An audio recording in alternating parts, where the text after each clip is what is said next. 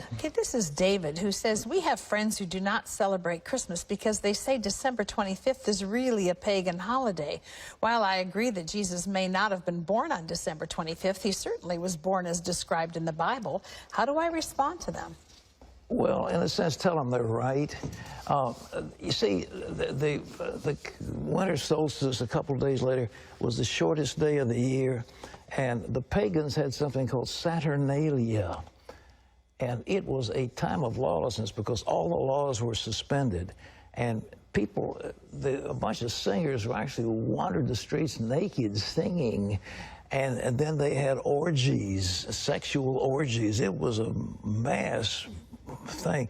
Well, when the Catholic Church came along in Italy, the Romans and others didn't want to give up their holidays, so they said, okay, we'll Christianize it.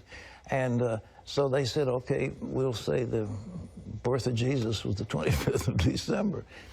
And then there was a monk who began to add it up. You see, if you read in Luke, it says there's a census taken when Quirinius was governor and so forth and so on.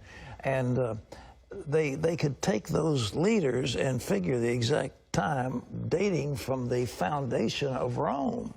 And that's when the dates were established. And so they get pretty close to the date. But to say it's the 25th, shepherds were out abiding in the field. It gets a little cold at night. I mean, were they out there in the middle of winter? You know, I don't know.